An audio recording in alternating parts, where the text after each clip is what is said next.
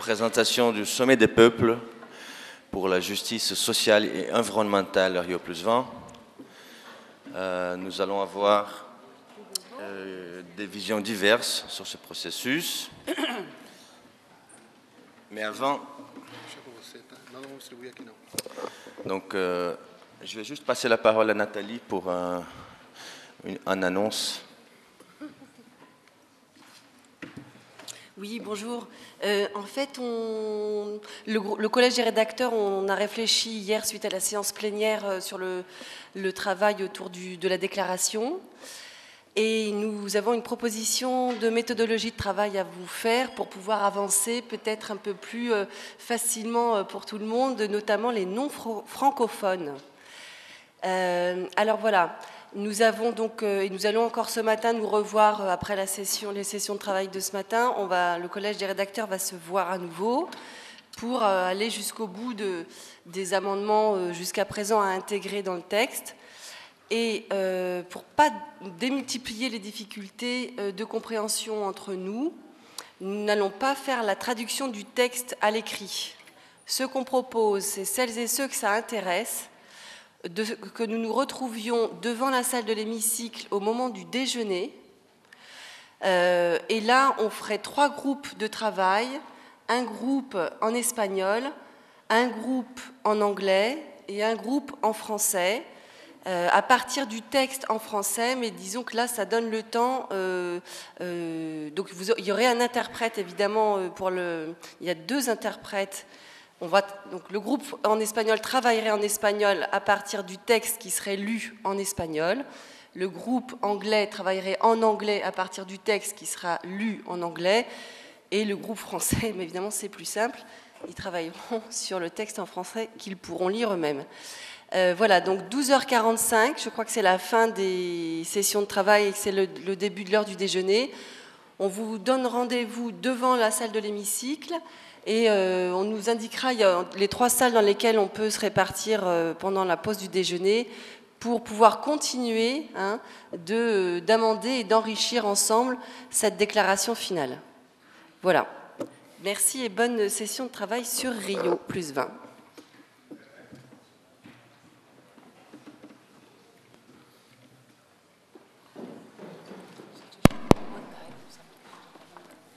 Merci Nathalie.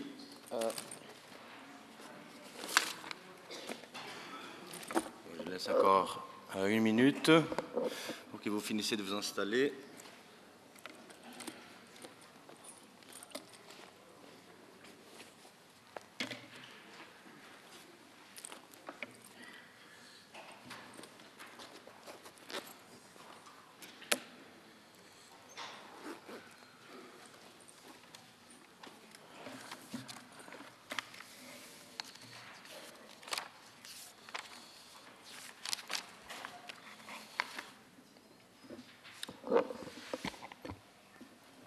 Bonjour à tous et bienvenue à cette session sur Rio+20 qui est pour nous tout à fait un moment important dans la lutte pour la reconnaissance de l'eau comme un droit accessible à tous et comme un bien commun de l'humanité. Je vais présenter brièvement la structure de la session. Donc, je ferai une introduction générale sur le processus Rio+20. Je serai bref et je passerai la parole ensuite à Moema, qui est à ma gauche, Moema Miranda, travaille à Libase, à Rio de Janeiro, Brasil, et qui est une des coordinatrices du comité facilitateur de la société civile brésilienne pour Rio+20, qui est donc l'organe très vaste, très démocratique, qui organise le sommet des peuples à Rio+20. Donc Moema va vous parler du sommet, on va vous présenter le territoire du sommet des peuples à Rio, et ensuite le site web du sommet des peuples, de la Cúpula dos Povos, Cumbre de los Pueblos, People's Summit, où vous allez comprendre un peu comment participer, comment s'inscrire, etc., avoir des informations concrètes sur ce qui va se passer à Rio. Ensuite, je passerai la parole à Alfredo Penavega, ici à ma droite, qui mène depuis assez longtemps une initiative qui va avoir son point fort à Rio+20 avec l'Institut pour la politique des civilisations, avec Edgar Morin et Stéphane Hessel, une initiative des universités itinérantes. Alfredo va vous expliquer en détail. Ensuite, j'ai quelques invités à qui je passerai la parole en priorité, qui sont venus de loin pour cette session. Donc, nos amis de la Fédération nationale des urbanitários de la côte du Brésil, donc les syndicats qui sont très mobilisés pour l'eau, pour la défense de l'eau publique à Rio, qui présentent donc un projet, qui ont fait une campagne cette année, l'eau pour la vie, et qui présentent un projet à Rio+20 d'un conseil populaire, d'un conseil mondial populaire de l'eau, qui présenteront à Rio.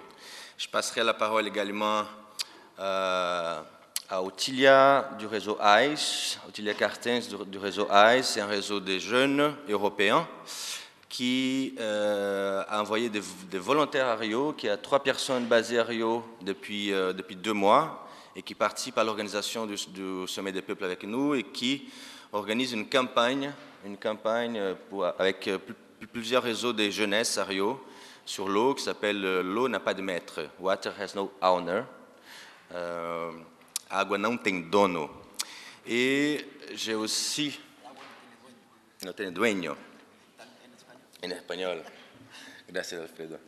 Et aussi, nous avons dans l'enceinte Nicolas Humbert de Green Cross France, qui est très impliqué dans les processus de négociation sur l'eau et les océans, qui nous fera un tableau des négociations officielles, les échéances, le post-Rio, les processus de l'après-Rio, le follow-up de la déclaration de Rio, etc.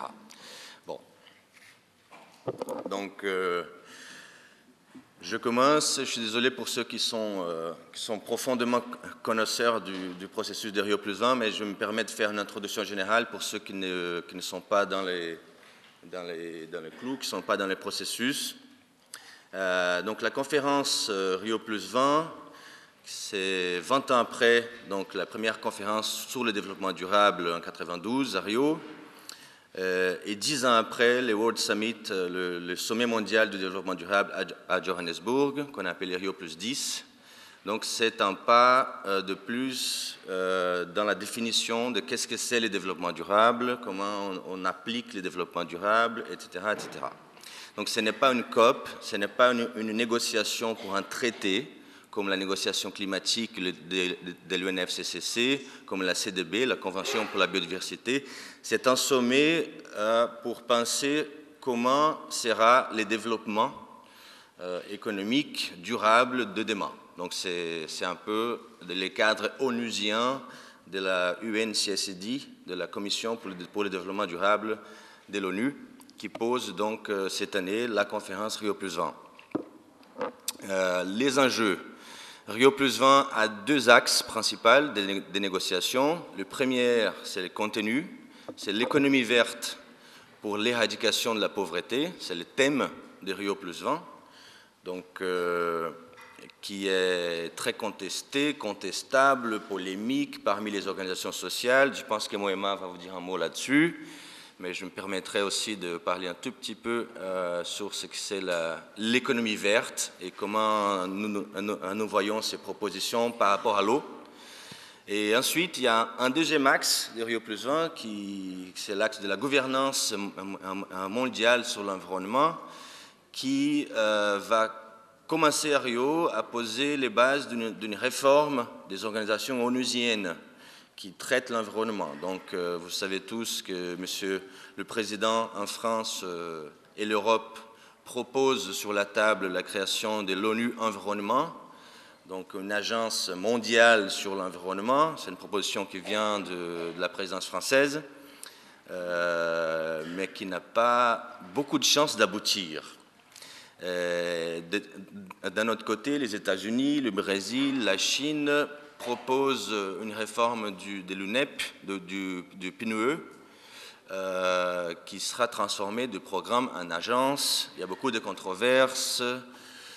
Les Africains ne sont pas forcément d'accord. Bon, bref, je ne vais pas rentrer en détail sur la question de la réforme de la gouvernance, puisqu'on est ici pour parler de l'eau. Mais ça nous concerne quand même, puisque depuis tant d'années, avec Daniel, avec Pedro, avec Ricardo Petrella, avec tous les militants qui sont ici, je vois Jacques, Renato, Michel, on milite pour une organisation multilatérale, indépendante, internationale, pour régler les conflits et les politiques mondiales liées à l'eau. Donc nous militons pour cette organisation indépendante depuis plusieurs années. Et comme ça a été très bien dit hier et dans la déclaration que nous construisions, nous ne considérons pas que le Conseil mondial de l'eau est une organisation internationale qui a une légitimité pour légiférer, pour définir les politiques mondiales de l'eau. Donc c'est une organisation qui regroupe évidemment plusieurs experts, plusieurs spécialistes de l'eau qui ont tout à fait sa place, comme dit Daniel, pour poser les tuyaux et pour faire le travail des pompiers qui doit être le leur, mais qui ne doit pas confondre avec une organisation multilatérale, avec une organisation citoyenne et démocratique qui traite et définit la politique mondiale de l'eau. Donc dans ce sens-là, évidemment que Rio+20, la réforme de la gouvernance à l'ONU est une question essentielle pour nous et est une fenêtre d'opportunité pour que nous puissions bâtir, au moins proposer, au moins être là pour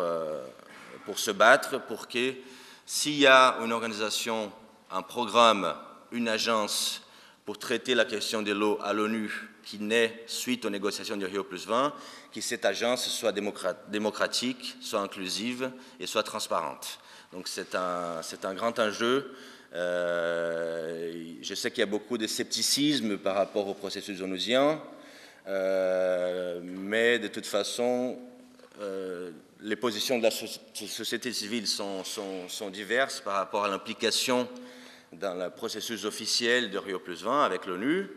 Il y en a un gros, dans notre comité brésilien, il y a une bonne majorité des organisations sociales qui ne souhaitent pas se confondre ou se laisser récupérer ou aller dans les négociations onusiennes gouvernementales. Mais il y a une partie qui est impliquée dans les major groups à New York, dans la CSD. Les syndicats, la CUT par exemple, est très active pour la question des emplois verts. Les réseaux des jeunes sont très actifs dans les stakeholders sur les jeunes. Et il y en a plusieurs d'entre nous qui d'une façon ou d'une autre, participent aux négociations des commissions officielles, donc dans les major groups à New York, et aussi dans d'autres instances qui vont peser dans les négociations officielles. Un petit mot pour finir, et je passe la parole à Moema, sur l'enjeu de l'économie verte, et qu'est-ce que c'est que ça représente pour nous par rapport à l'eau. Donc, bien évidemment que vous connaissez tous le concept économie verte qui est né il n'y a pas très longtemps. Et sur le fond, nous sommes tous d'accord qu'une économie doit être plus verte que grise, plus verte que marron, que nous devons avoir plutôt tendance à approuver et à pousser une économie des énergies renouvelables, une économie avec une empreinte carbone moindre, et cette transition est un grand enjeu dans les domaines de l'énergie, dans les domaines de la production, dans les domaines des déchets, et c'est une question centrale à Rio. Néanmoins, nous voyons depuis quelques années ce que nous considérons une capture du concept de l'économie verte par des grands lobbies privés qui ne représentent pas forcément une avancée ou un processus qui permettra aux citoyens de participer dès cette transition-là. Donc, il y a beaucoup de critiques par rapport à la capture du concept d'économie verte par les acteurs corporatifs qui ne souhaitent pas forcément un changement plus profond dans le paradigme de la société, c'est-à-dire nous disons avec le comité facilitateur et les acteurs du Sommet des peuples, nous disons que nous ne voulons pas simplement un changement de gris en vert de la production d'énergie. Nous souhaitons un changement profond de la société dans le sens de nos modes de production, de nos modes de distribution des aliments, de production d'aliments, dans les modes de gestion de nos ressources essentielles. Et nous souhaitons, à Rio+20, défendre une économie des biens communs, une économie qui ne soit pas seulement une économie passée du gris à verte, mais une économie qui puisse être basée sur la notion de partage, sur la notion de la priorité donnée à la vie et à l'élément constitutif de la vie qui est l'eau. Donc l'eau a une place fondamentale dans les discussions à Rio, parce que pour nous, et j'évoque la mémoire de Daniel Mitterrand, qui nous manque beaucoup pour ce processus de Rio+20, qui dit que l'eau est l'élément même constitutif de la vie, donc l'eau n'a pas un prix. Les services de l'eau, ils ont un coût, et bien évidemment, mais l'eau ne peut pas avoir un prix. Elle est la vie même. Donc l'eau, pour nous, c'est le symbole de la résistance contre la marchandisation du vivant, contre la marchandisation des biens communs, et pour finir, contre la financiarisation de la nature, qui est un enjeu très important à Rio, c'est-à-dire qu'il ne s'agit pas simplement du combat contre la privatisation de l'eau, il s'agit maintenant d'un nouveau combat contre la création des mécanismes de précification, des paiements pour les services rendus par l'eau. Donc c'est un thème très complexe, pas très transparent, pas très clair encore. Il y a des aspects positifs, bien sûr, dans l'évaluation des services écosystémiques, dans les paiements pour les services environnementaux, mais cela ne peut pas se confondre avec la mise sur les mécanismes de marché des ressources en eau. Donc, ce que nous voyons, les dérives et l'effondrement du marché du carbone doivent être une leçon pour nous, pour une mise en garde par rapport à l'eau, dans cette dynamique qui a une tendance à Rio.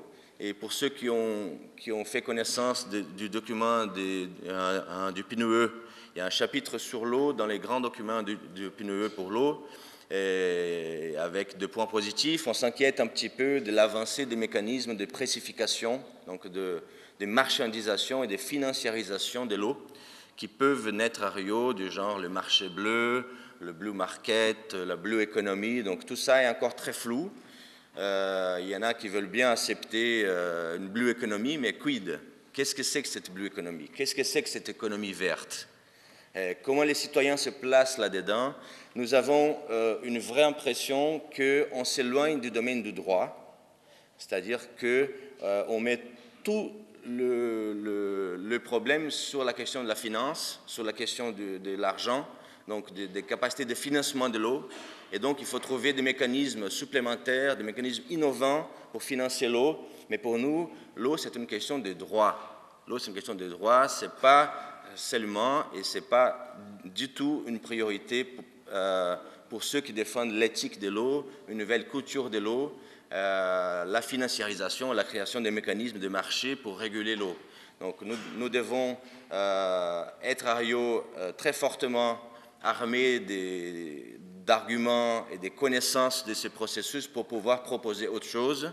Donc c'est cet enjeu de l'économie verte, de l'économie bleue, de la marchandisation de la nature qui est au cœur de la thématique qui se pose au Sommet des peuples, au comité facilitateur de la société civile pour Rio+20, qui refuse l'économie verte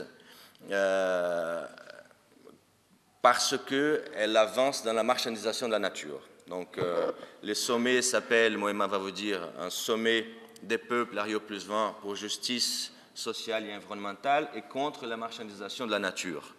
Donc, les forces sociales du monde entier seront présentes au parc du Flamengo à Rio pour demander une économie des biens communs, une économie du droit, une économie du respect, du partage, et non pas une économie verte qui serait dirigée par les mêmes acteurs économiques qui ont construit et qui ont dirigé l'économie grise, l'économie marron, etc., etc.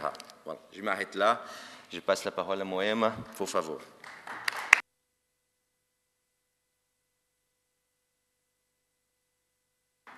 Gracias, André. André está parte del comité, entonces estamos muy juntos en esto.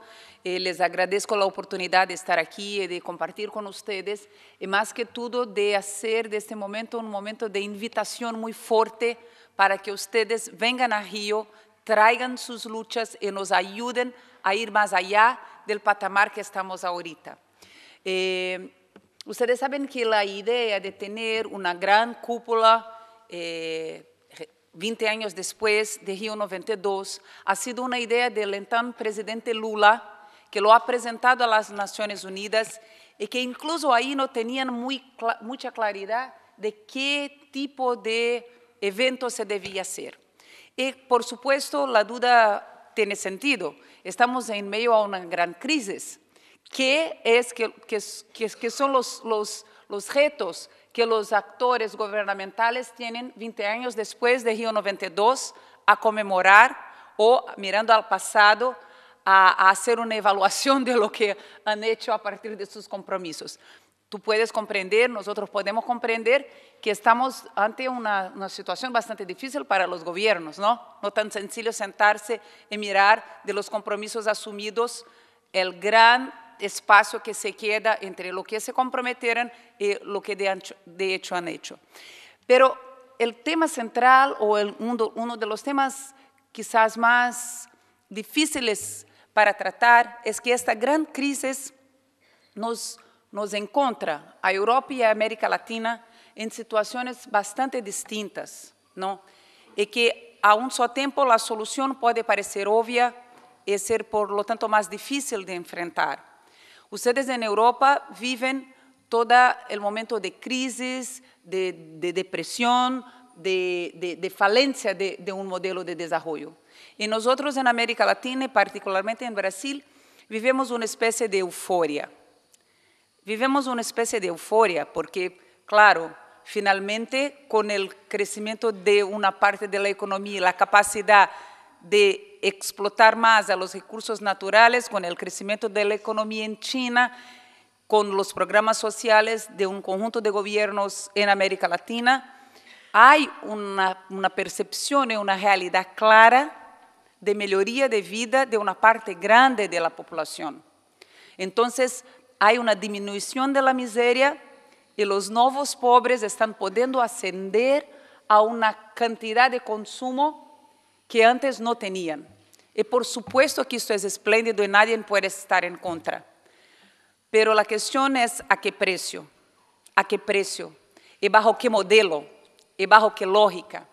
Y ahí es donde está la situación dramática, porque es el mismo modelo de superexplotación de lo que llaman recursos naturales, que son todos los bienes comunes, una superexplotación de la minería, del gas, del petróleo, pero también de la agricultura de soya y otros monocultivos. Y esta es la base que posibilita este crecimiento. Entonces, en este modelo, en este momento, para nosotros en Brasil, colocar cualquier cuestión crítica respecto a este modelo suena como fuera de propósito. ¿Por qué ustedes, los de siempre, vienen una vez más a echarme? No, nosotros estamos bien, estamos en medio de la fiesta, tenemos más un carro, podemos comprar otro aire acondicionado. ¿Por qué ustedes, los ecologistas de siempre, nos vienen a hablar que estamos mercantilizando el agua, bla, bla, bla?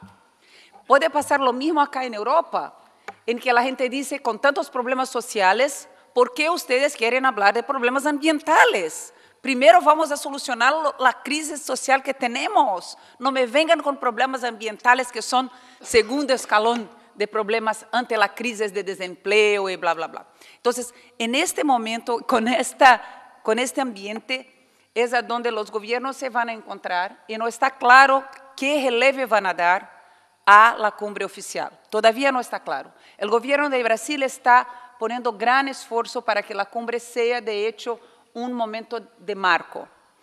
Y nosotros, en la sociedad civil, partiendo de Brasil, lo que estamos tratando es de superar un conjunto de divisiones que hemos tenido entre nosotros en el último periodo.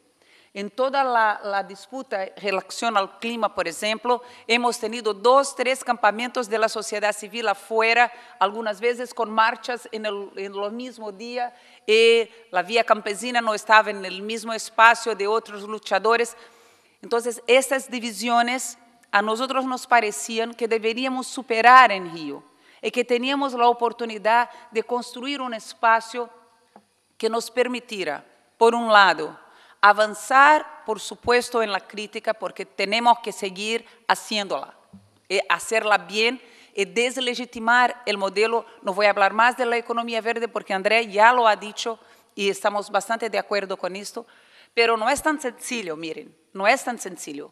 No todos en el Comité Facilitador de la Sociedad Civil en Río tienen la misma crítica. Está el compañero de la CUT y los trabajadores están diciendo, bien, hablemos de economía verde inclusiva. Y si tú metes el inclusiva, ya lo cambias. Otros decimos no, pero miren que por detrás de esta bella palabra que han capturado y han secuestrado, está el hecho de crear los mecanismos que permitan aprofundizar la mercantilización y financiarización de la naturaleza. El agua es uno de los elementos, pero está el carbono, están todos los ecosistemas y ahí necesitan simplemente abrir la brecha y crear las condiciones para el marco que permitirá. Pero miren, no es una discusión sencilla, no es obvio. Construir argumentos de resistencia y de crítica es sumamente importante, pero no podemos parar ahí. Es esencial mostrar que un otro mundo posible ya está siendo construido por la gente en diferentes espacios, que la esperanza no es vana, que la esperanza es fruto de las acciones, de las iniciativas, de pueblos, de algunos gobiernos, de gobiernos locales, pero la gente está construyendo alternativas más allá de la solución simplemente del mercado. Entonces, es sumamente importante construir en la Río +20 una especie de territorio futuro, a donde el futuro ya es presente, a donde nuevas prácticas ya están siendo construidas, con la agricultura familiar y campesina, con la agroecología, con nuevas formas de gestión del agua, en fin. Todos sabemos que hay miles y miles y miles de experimentos reales a donde una otra forma de vida, de organización, de relación entre la gente y el ambiente, entre la gente y su ambiente y su cosmovisión, ya están en curso. Entonces, es fundamental expresarlo. Pero, y este es quizás nuestra mayor osadía y no sabemos si llegaremos a esto, desearíamos también construir en la Cumbre de los Pueblos espacio para quizás una agenda mínima común entre nosotros. Están, por supuesto, ustedes que son bravos luchadores por el agua. Están los que están luchando contra la acaparación de la tierra y por reforma agraria. Están los que están luchando por derechos de mujeres, lesbianas y gays. Los que luchan por derechos de niños, los que luchan por derechos de bla, bla, bla. Que tenemos nosotros en común, más allá de las especificidades. Sabemos que tenemos una lucha sistémica, por lo tanto, tendríamos en común 5 puntos de una agenda, 10 puntos de una agenda que nos permitiera encontrar las identidades, los puntos de convergencia, los puntos de solidaridad entre el conjunto de luchas antisistémicas por un otro mundo que estamos construyendo.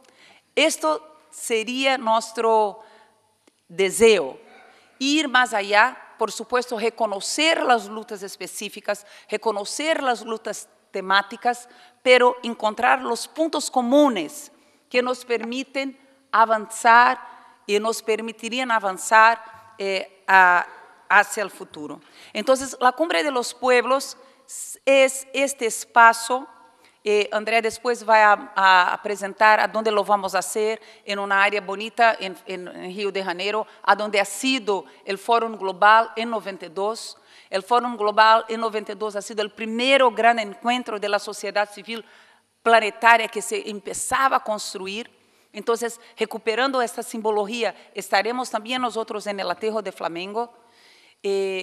Teremos, por supuesto, y André ya lo ha dicho, los espacios de negociación y de incidencia sobre el proceso oficial, pero no es solamente eso, queremos también tener como un espacio autónomo de la sociedad civil planetaria que se presenta a la ciudad y que se presenta al mundo. Esto es sumamente importante. Queremos hacer un evento en que además de nosotros, los que ya somos convertidos, los que ya sabemos todo, recitar toda la misa, ¿no? Que otra gente llegue ahí incitada por la alegría de estarmos allá, incitada por las críticas, pero también por la música, incitada por la construcción nueva que estamos haciendo de este mundo nuevo. Entonces, gente de las favelas de Río, jóvenes de la ciudad que puedan estar, pero también abiertas al mundo. Entonces, tendremos y trabajaremos con conexión internacional, interplanetaria, con posibilidades de acción aquí y allá. Estamos justamente construyéndolo. Tendremos un día global de lucha, el 20 de junio, en que las luchas en todo el mundo, pero también en otras ciudades, pueden estar conectadas y pueden estar haciendo parte de este proceso. Vamos, só uma coisinha, André. La última cosa que yo quería decirles.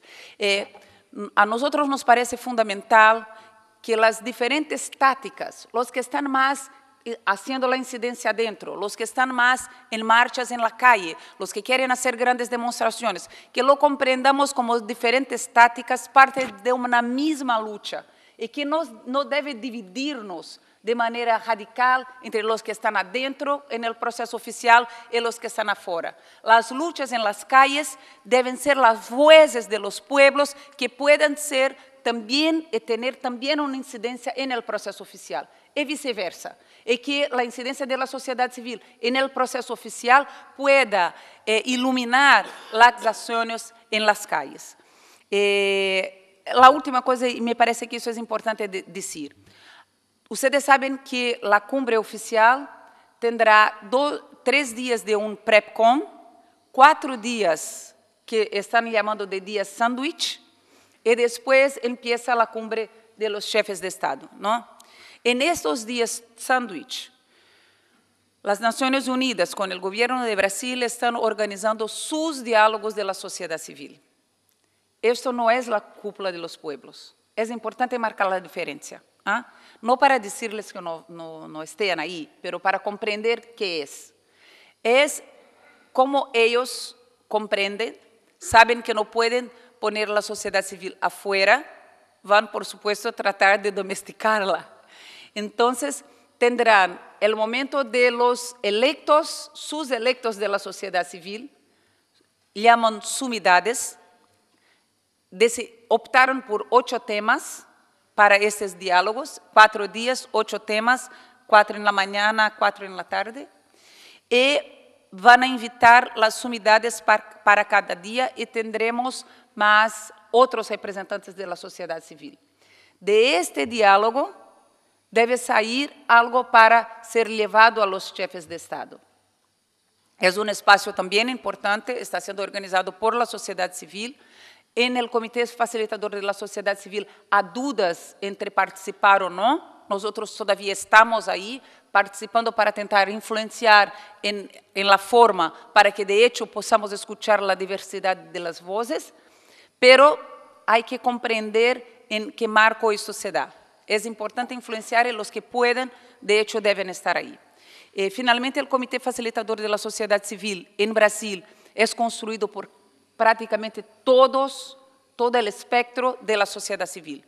La vía campesina, los trabajadores, las mujeres en todas sus formas de organización, jóvenes, movimiento afrodescendiente. Es un espectro bastante largo, vamos a mostrar a ustedes, lo que significa que necesitamos mucha ayuda externa, mucha participación internacional para que esto no se convierta en algo paroquial, algo solamente de Brasil. Por supuesto, Brasil tiene una contribución, es importante, vamos a hacerlo, pero esto tiene que ser un espacio de hecho planetario global. Las luchas de ustedes, ustedes organizados alrededor de las coaliciones de agua en particular, tienen un gran rol en este momento. Y de hecho les invitamos muchísimo a venir y ayudarnos a construir una cumbre de los pueblos que nos llene de esperanza para el futuro. Gracias. Vamos a mostrar ahora un filme muy breve para que ustedes tengan una idea de a dónde está el aterro de Flamengo y cómo lo planeamos. Y después les mostramos también la página web, a donde ya hay un espacio a donde pueden empezar a hacer inscripción de cosas que piensan hacer en la Cumbre de los Pueblos. ¿Está yendo, André?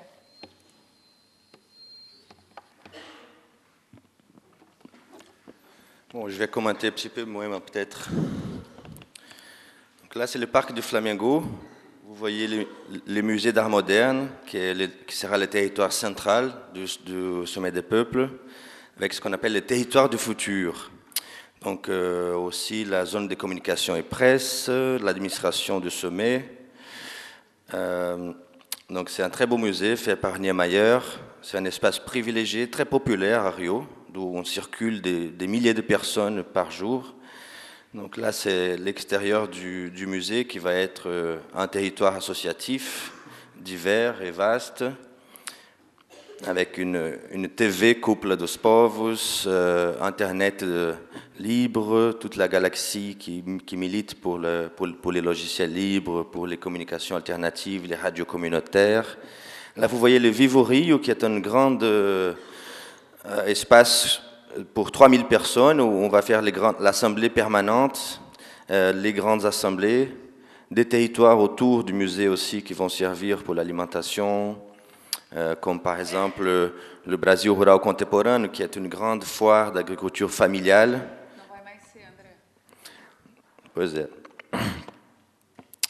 Il y a quelques changements par rapport à ce projet. On ne va pas rentrer dans le détail, c'est juste pour vous montrer vraiment les territoires du Sommet des Peuples, là où il y a eu lieu les forums globaux, les Global Forums, en 92. Donc encore un espace où il y a une salle de 500 personnes.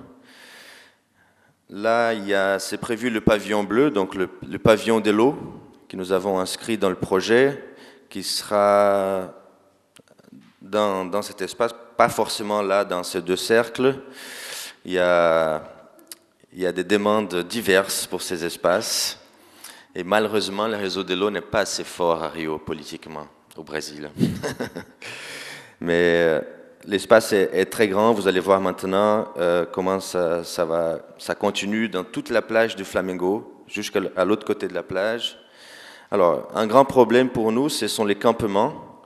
C'est une lutte avec la mairie pour qu'elle accepte que les paysans, les jeunes, les Indiens, ils puissent s'installer avec des tentes, avec des espaces pour dormir, pour manger, en pleine ville.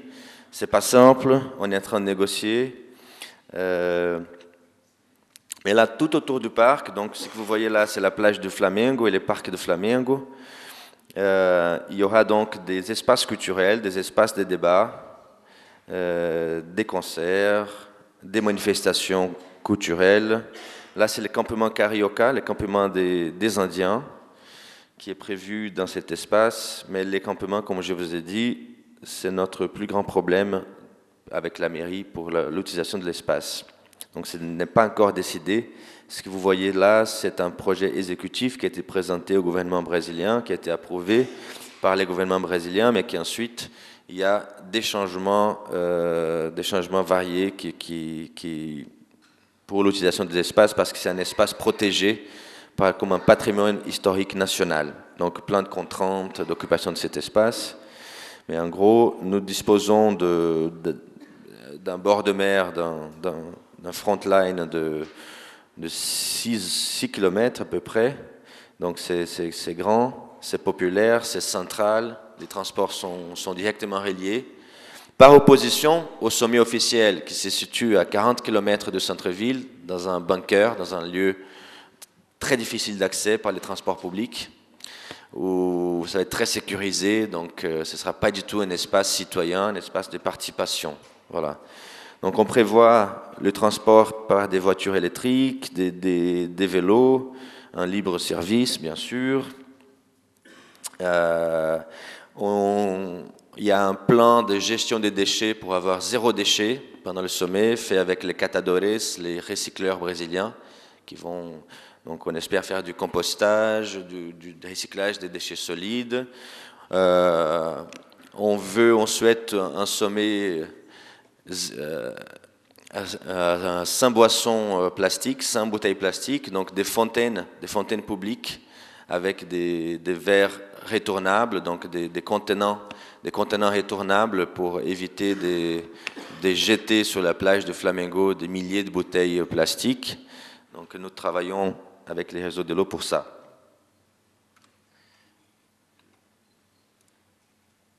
Donc même si tu veux commenter un peu, si você quiser comentar o site. Donc voilà les sites web du Sommet des Peuples.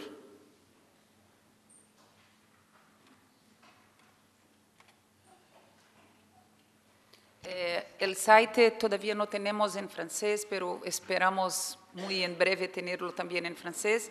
Hay una persona voluntaria de acá de Francia que está trabajando ahí para podernos... André, abaixa só un poquinho. Acá en esta parte estamos empezando a tratar de colher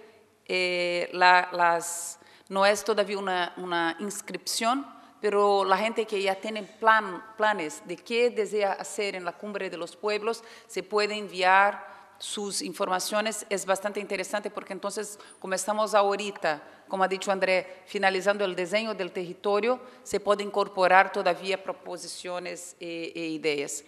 Hay espacio permanente para información sobre lo que está siendo hecho y planeado, y de pronto lo tendremos también en francés. Entonces, les rogamos que entren en el site, se informen y también nos envíen información. El site tiene todo un espacio para recibir información de las cosas que ya están siendo planeadas por otros. Acho que é isso, né, André? Il y a aussi la newsletter, où vous pouvez vous abonner, là, en bas, là, où c'est marqué Receba el Boletín. Le site est en anglais, hein, donc vous pouvez cliquer et l'avoir en anglais. Mais il y a déjà une newsletter qui est périodique du comité. Et en avril, le mois prochain, on ouvrira, donc on est en train de construire une base de données plus puissante pour recevoir les inscriptions en ligne. Donc bientôt, on vous informera tous. Il y aura des inscriptions pour les activités autogérées, donc comme dans les processus ouverts et démocratiques du Forum social mondial. On s'inscrit, on attribue les espaces au réseau selon l'importance et la capacité d'agglutination de ces mêmes réseaux. Voilà, je pense que c'est ça. Je vais retourner à ma place là-haut.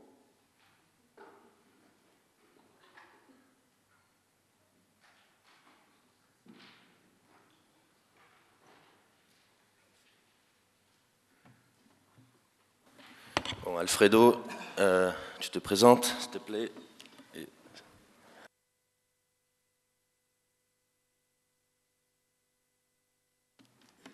Bonjour tout le monde.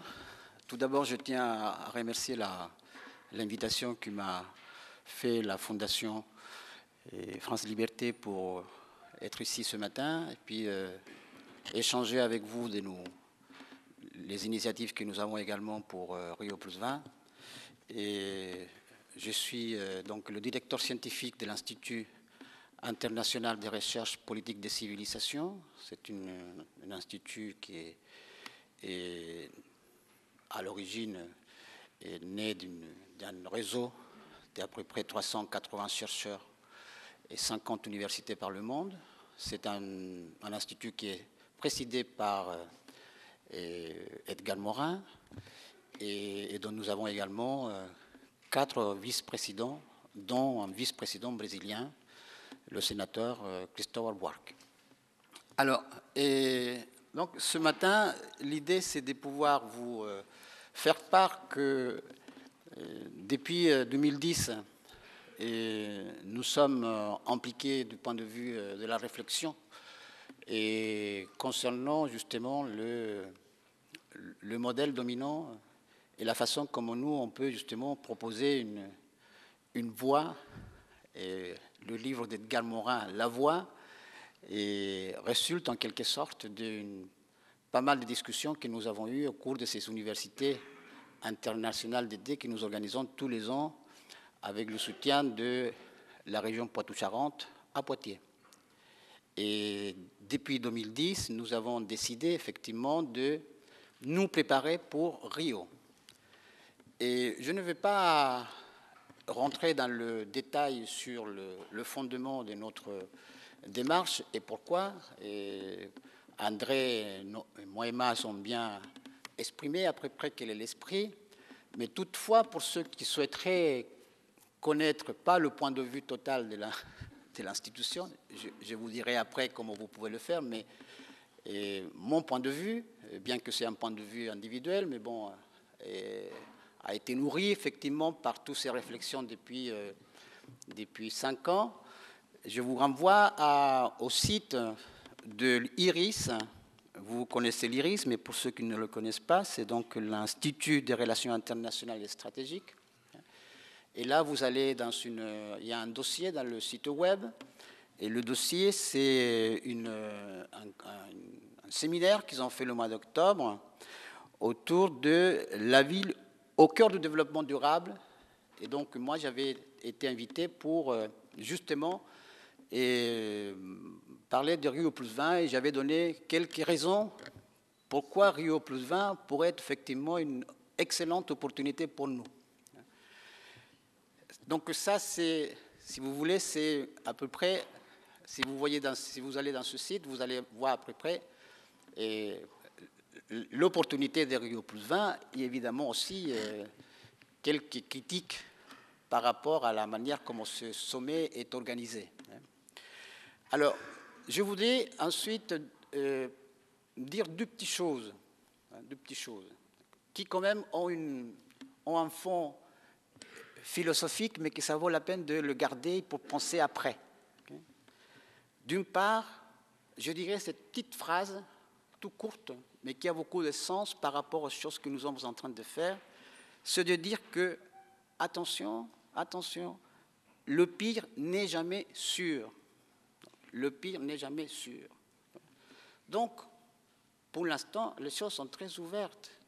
Et en plus, et là je vais paraphraser Edgar Morin, évidemment, puisque je travaille avec lui depuis très longtemps, et que lui le répète aussi sans cesse, c'est qu'il y a toujours le probable, l'improbable. Le probable, pour beaucoup de gens, c'est que Rio soit un échec. Et certains, ils veulent que le Rio soit un échec. Ça dépend de quelle position vous vous trouvez. Mais il y a toujours de l'improbable. Et moi, je suis persuadé, et c'est pour ça que nous nous sommes engagés, que ce sommet peut être une excellente opportunité justement pour tordre le bras à ces orientations dans lesquelles les organismes tels que les Nations Unies veulent nous imposer. Donc, à partir de ces deux idées, je pense que nous avons l'optimisme que tout cela soit quelque chose d'important. Ceci étant dit, je voudrais également, en guise de discussion pour après avec vous, dire une petite chose qui, je pense qu'il faudrait savoir comment on va aussi se positionner. Je ne crois pas, et là je suis un tout petit peu en désaccord avec Moïma, je ne crois pas que le fait que des organismes non gouvernementaux, comme le nôtre par exemple, qui prétend participer la partie, ça s'appelle le Sandwich Day, que nous ayons avec la logique de se faire domestiquer. Moi, je ne crois pas ça. Moi, je pense que c'est une opportunité qu'il faut profiter. On ne va pas se faire domestiquer par personne. Et je vois mal Edgar Morin se faire domestiquer par qui que ce soit. Donc, je pense que là, il faut, à mon avis, aller aussi au dialogue. Si les Nations Unies veulent dialoguer avec la société civile, allons-y, on va dialoguer et on va voir qu'est-ce qu'on veut proposer. Et alors, qu'est-ce qu'on veut proposer? Et c'est justement ça que je voudrais vous parler ce matin. Alors, donc, depuis 2010, nous avons constitué au sein de l'Institut international de recherche politique de civilisation, nous avons constitué un groupe de réflexion qui, évidemment, essaye de trouver, par sa diversité, la façon comment on peut amener à Rio des propositions concrètes. Alors, évidemment, l'idée, c'est que ces propositions soient à la fois partagées, pas seulement le fruit d'un groupe réduit. Et nous avons pour cela décidé d'organiser des universités itinérantes avec les moyens que nous avons. Nous sommes une institution qui vit des subventions, donc nous avons essayé justement d'avoir des subventions pour pouvoir faire ces universités itinérantes. Et à partir des universités itinérantes, essayer également de coller, pas tout près, mais essayer de questionner les principaux axes que les Nations Unies avaient proposés pour Rio+20. Et à partir des axes, essayer justement de trouver des arguments pour déconstruire l'argument des Nations Unies. C'est comme ça qu'on a fait une première université itinérante à Dijon, le mois de juin 2011, où nous avons donné une place assez importante à toute la question de la gouvernance mondiale. Et nous avons essayé de comprendre cette notion de gouvernance mondiale qui devient véritablement une tarte à la crème.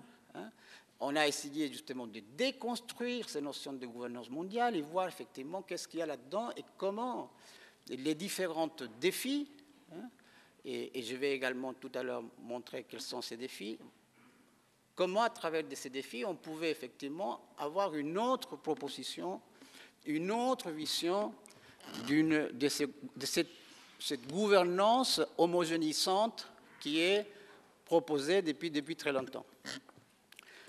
Donc, chaque université itinérante que nous avons fait jusqu'ici permet effectivement de capitaliser, d'essayer justement de mettre à la discussion les thématiques et les grands défis. Et dans ces grands défis, nous avons intégré depuis 2009 la question de l'eau. C'est pour ça que c'est important justement que, du point de vue de la mutualisation aux activités que nous allons réaliser à Rio, je reviendrai tout à l'heure, savoir comment nous allons pouvoir aussi apporter quelque chose et comment nous allons pouvoir ensemble, avec nos partenaires de la Fondation, mais aussi avec les partenaires brésiliens, parce que c'est très important, et comment nous allons pouvoir effectivement, chacun dans son environnement, si nous arrivons à faire notre activité que nous pensons le mois de juin dans le cadre de Day Sandwich, voir comment justement on peut les associer. Si nous n'arrivons pas à le faire, qu'on le fait en dehors du cadre institutionnel de Day Sandwich, bon, il va falloir effectivement également se mettre d'accord sur quelle forme. Alors, donc, le plus important pour nous, c'est de voir quels vont être effectivement, pour nous, quels vont être les grands défis que nous pouvons effectivement amener à la discussion, à la réunion de Rio+20.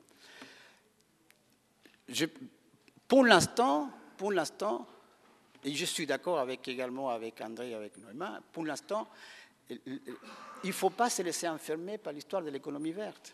Nous l'avons traité depuis 2009, il y a eu des discussions à n'a plus jamais fini. Personne, pour l'instant, ne donne véritablement des effets concrets. Qu'est-ce que l'économie verte peut effectivement apporter des différents par rapport au développement durable. Donc nous sommes tous d'accord que l'économie verte est une prolongation de la notion de développement durable qui jusqu'ici, nous semble-t-il, a échoué.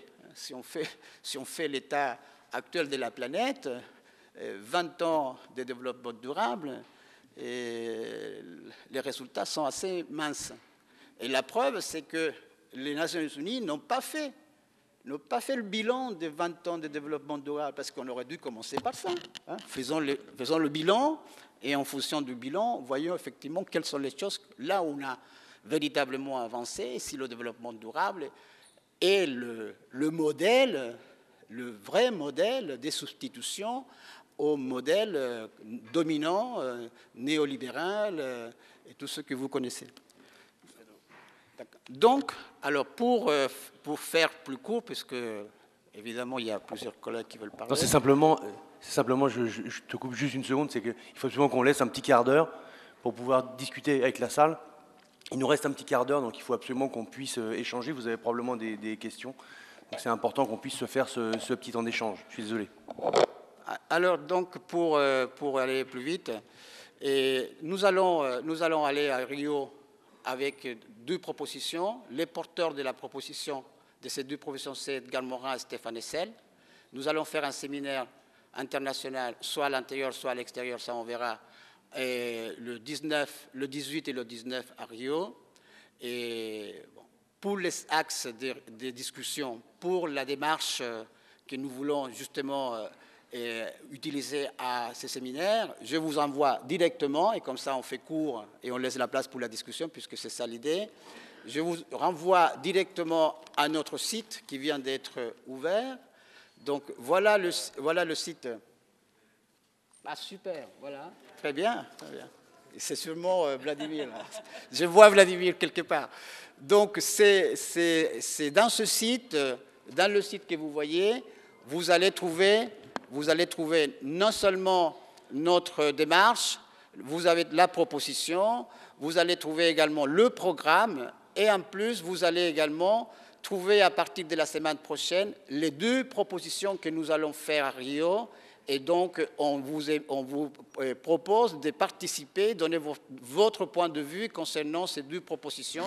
Ça nous intéresse pour pouvoir effectivement ensuite l'améliorer. Et je finis avec ça. Le 29 mars à Paris, nous avons un grand workshop international justement pour préparer ces 2 propositions. Une journée tout entière au CNRS. Si vous voulez, il y a également l'adresse, le programme. Et si vous voulez participer, il y a des inscriptions, mais malheureusement, le lieu n'est pas tellement grand, donc on n'a pas beaucoup de place. Voilà, merci. Et puis voilà, si vous voulez des questions, on pourra en discuter après.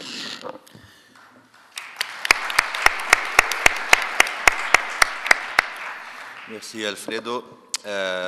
Bon, nous avons très peu de temps, mais comme la salle n'était pas prête à 9 h, je vais demander à nos organisateurs un petit quart d'heure de tolérance, si c'est possible, pour qu'on puisse avoir au moins nos collègues qui sont venus de loin pour intervenir. Donc je passe tout de suite la parole. Donc il y a 4 interventions. J'ai oublié aussi nos amis du Contrat mondial de l'eau qui présentent le RAMPED, les rapports en ligne sur les droits à l'eau. Un tout petit mot aussi. Donc, mais je commence par les Brésiliens qui sont arrivés ce matin, donc de la Fédération nationale dos urbanetários, qui est liée à la CUT Brésil, qui présente à Rio donc la proposition de création d'un conseil populaire de l'eau. C'est Edson, por favor.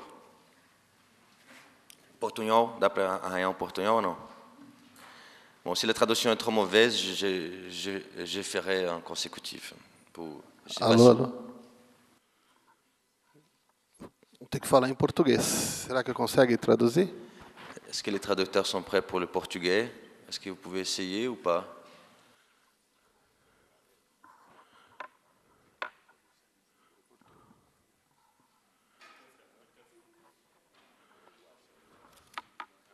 Il y a un message des traducteurs.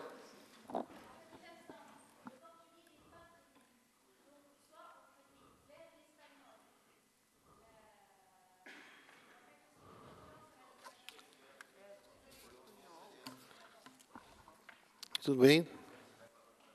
Tá. Eu sou Edson, represento acá a Federação Nacional de los Trabajadores e Trabajadoras Urbanitários do Brasil e também a Frente Nacional pelo Saneamento Ambiental. A FNU é uma entidade que representa os trabalhadores do setor de energia, água e saneamento e meio ambiente. E a Frente Nacional pelo Saneamento Ambiental é uma frente que reúne várias entidades de trabalhadores, gestores de saneamento, movimentos populares. E queríamos agradecer o convite da France Liberté. Fizemos um esforço grande para estar nesse evento ontem e hoje. Estou aqui acompanhado pelo companheiro José Eduardo, de Campos Siqueira, que representa a CUT, Central Única dos Trabalhadores, e o Rogério Matos, que é o secretário nacional de saneamento da Federação dos Urbanitários.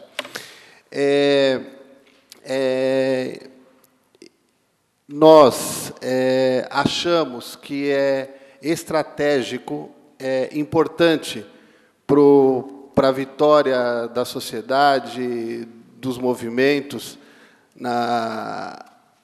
a luta em defesa da água, contra a mercantilização, o fortalecimento da aliança, da unidade entre os trabalhadores dos sindicatos e os movimentos populares e ambientais. Somente dessa forma nós vamos conseguir enfrentar os poderosos que hoje reivindicam e atuam de forma a ter o controle tanto da natureza, em termos gerais, como da água especificamente. Vou traduzir um pouquinho, Edson. Vou traduzir um pouquinho. C'est bon, ça traduit? Tout le monde comprend? Ok, parfait. Posso continuar?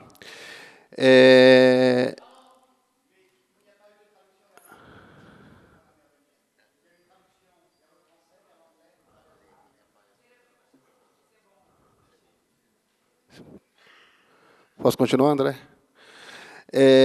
Nós, da Federação Nacional dos Urbanitários, lançamos recentemente no Brasil uma grande campanha nacional contra a mercantilização e a privatização da água, que, no nosso caso, tem se dado através da parceria público-privada.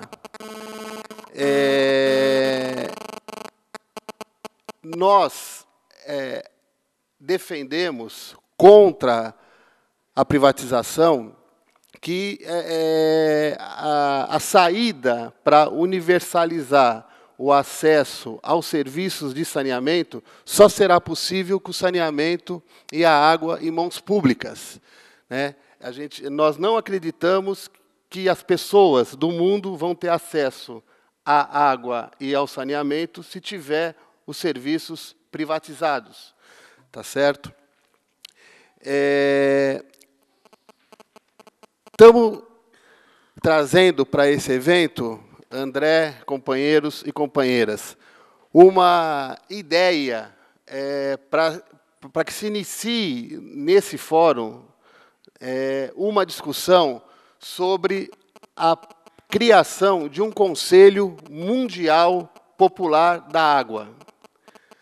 A nossa ideia é a seguinte: nós acreditamos que tanto o movimento sindical, como os movimentos ambientalistas, como os movimentos populares, têm força suficiente para criar o seu próprio Conselho Mundial da Água, como forma de se contrapor ao Conselho Mundial da Água, criado pelas grandes corporações internacionais e apoiados pelo Banco Mundial.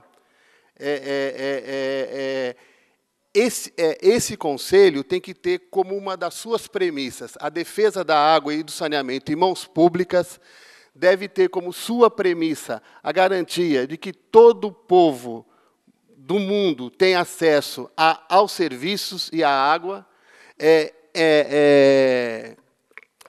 em quantidade e qualidade adequadas, e achamos que esse fórum ele é qualificado para iniciar esse debate.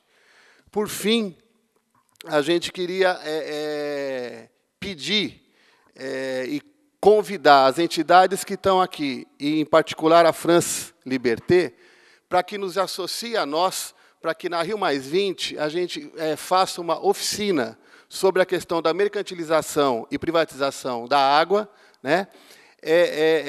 E nós gostaríamos de contar, inclusive, com as experiências de, se for possível, a prefeita de Paris, para que conte para nós a experiência que teve aqui da reestatização dos serviços de água. Então, esse é um convite público e a gente queria agradecer muito o convite e nos colocar à disposição para enfrentar essa luta que é de todos nós. Muito obrigado. Obrigado, Edson, companheiros. Je profite pour rappeler que le 16, dans le cadre du FAM, nous avons des sessions sur Rio+20, là-bas dans les docks du Sud. Donc les 16 à 13h, il y a un atelier Rio+20 que je vais aussi animer. Et ensuite, le soir, une session transversale sur Rio+20, sur les questions plus globales liées à l'économie verte, avec des représentants des organisations qui participent à ces mouvements. Bon, on a peu de temps, je vais passer la parole à Otília Carsten de Ais, du réseau des jeunes, qui sont en train de travailler avec la Rejum, qui est un réseau brésilien des jeunes pour l'environnement, sur une campagne qui va être donc présentée là brièvement par Otília et lancée à Rio en juin. Thank you. So I'm Otília. I'm speaking on behalf of ICE, which is Empowering Youth in an European Society. I'm here. Empowering Youth in an European Society. We are a network of young people from Europe who are fighting to build alternatives to present them to our governments everywhere around the world.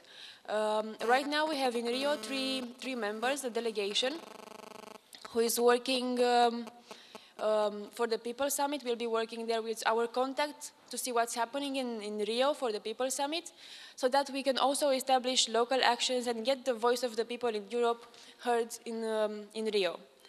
What I'm here to present is a proposal for a campaign, because we all agree that we have to get our forces together and get united to fight for the water. And there are already fights all over Europe and all around the world, but maybe if we try to build a common framework and a common fight, a common campaign, we can get our voice heard better. So our idea of campaign is water has no owner, and we are open to any proposals, any ideas, any movements, any initiatives from everybody, so that we can build an agenda, we can start local actions, we can start to work for this towards Rio+20 and beyond. I will just take 5 minutes. I will give you after this some paper, one piece of paper that we can you can read, and you can contact us at contact@icenetwork.com if you have any suggestions and if you want to join this campaign and build this campaign together. The basic message of this campaign is water as a human right, water as a common good, not as a merchandise good. So after this, we can share with you our proposals, and you can share with us your proposals, so we can build the idea of this campaign and start the local actions. That's all I wanted to say. If you have any questions, I will be here, so we can have an informal conversation after the sessions or during the breaks. Thank you very much.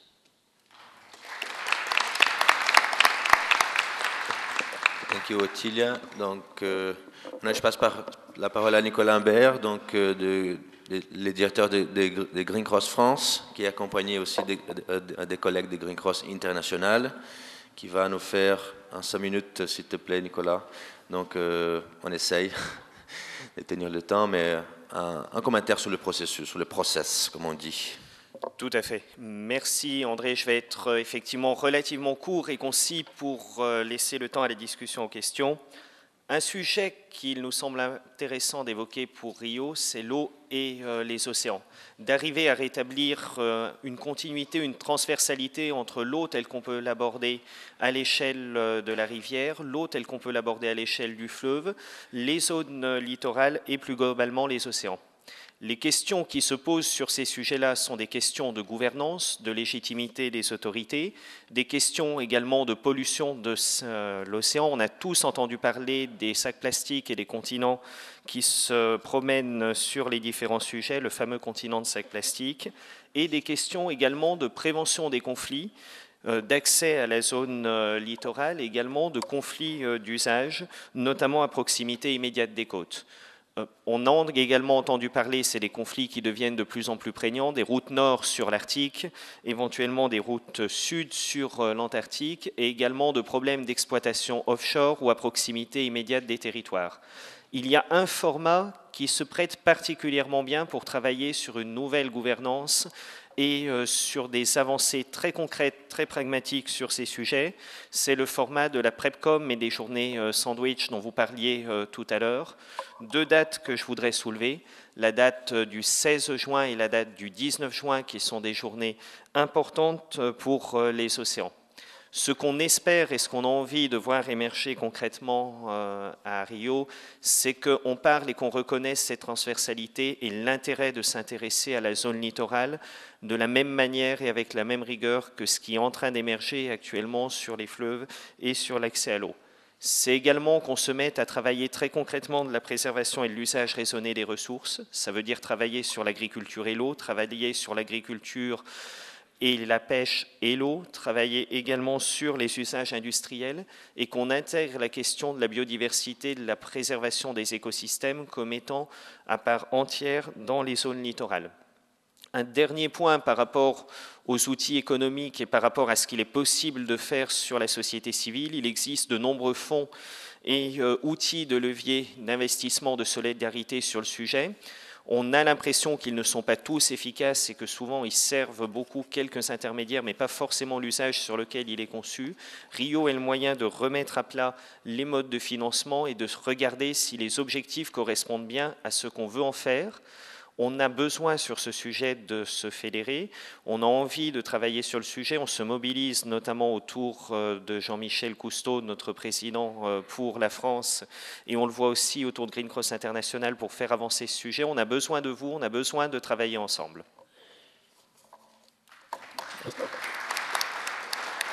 Merci beaucoup Nicolas pour avoir respecté le temps. Donc la dernière parole qui me semble importante avant d'ouvrir au moins quelques questions.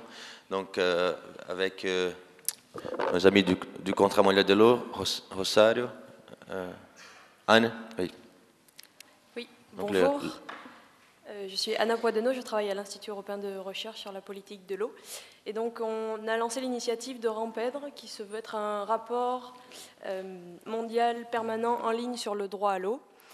Cet outil, donc, ce sera un site internet qui vise à mettre à la disposition des citoyens, des responsables politiques et économiques, un outil d'information, d'analyse et de communication en vue de l'action pour la concrétisation du droit à l'eau. Donc la finalité de ce Rampèdre, finalement, est citoyenne et au service de l'engagement social et politique. Donc, pour cela, Rampèdre, dans un premier temps, dans une première partie, visera à donner une photographie de l'état du droit à l'eau d'après les législations internationales, mondiales, régionales et locales, pour ensuite donner des informations sur l'état d'avancement de la concrétisation de ce droit. Et enfin, également, on fera toute une vue d'ensemble sur l'évolution de la jurisprudence qui va naître de la reconnaissance de ce droit à l'eau comme un droit de l'homme. Donc, toutes ces informations sur la justiciabilité du droit à l'eau permettra aux citoyens ou à tout intéressé de pouvoir agir. Voilà, l'idée, c'est de vraiment donner les moyens aux citoyens et à tout intéressé d'avoir les connaissances et toutes les informations nécessaires pour l'action. Donc, ce site Internet va être développé selon un outil collaboratif. L'idée est que Rampèdre va être alimenté par plusieurs centres universitaires qui forment le réseau international de Rampèdre, et ces centres universitaires qui proviennent des différents continents. Voilà, donc si vous voulez plus d'informations, il y a des flyers dans le couloir, on a un stand, et donc ce projet sera présenté à Rio +20 également. Voilà, merci.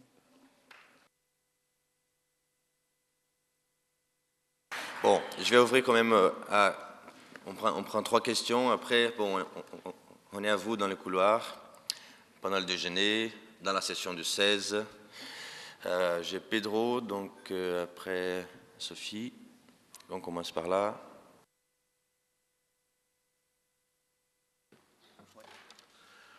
Bonjour. Non, je voulais signaler à Rio plus 20, enfin dans la Cúpula dos Povos, c'est prévu d'avoir l'exposition Eau, Rivière et Peuple avec France Liberté et on est en train d'organiser tout ça. Alors autour de Eau, Rivière et Peuple, que vous avez d'ailleurs ici à Aubagne, je souhaite de le visiter, on essaye d'organiser toujours une agenda citoyenne qui puisse mettre dans le premier rang le protagonisme direct des gens qui sont touchés dans les différents fronts de confrontation dans le monde au sujet de l'eau. Ce n'est pas simplement que les conflits qui se dérivent de la privatisation des services d'eau, mais il y a aussi la privatisation du territoire quand on fait un grand barrage et on met 1 million de personnes à la porte, ou quand on fait une minière à ciel ouvert et on détruit le bassin versant, et souvent c'est ou bien le privé ou bien le public qui le font.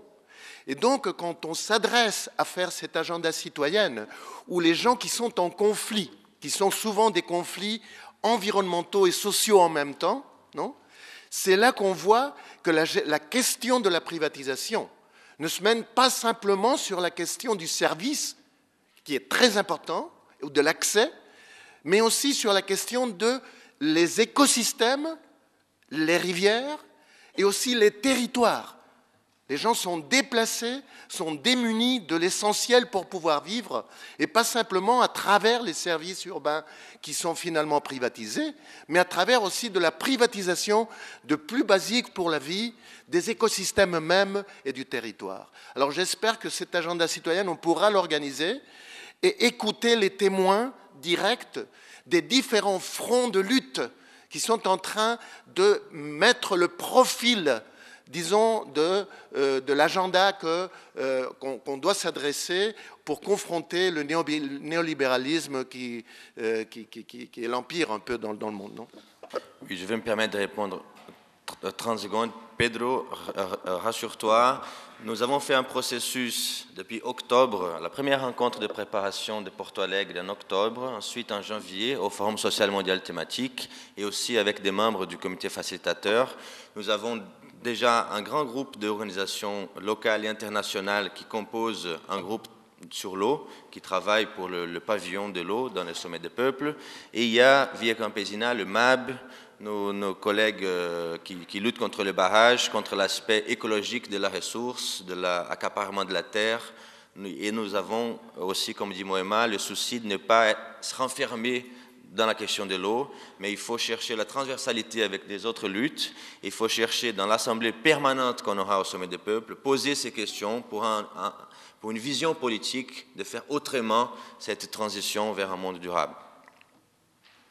Donc j'avais Sophie 88 inscrite.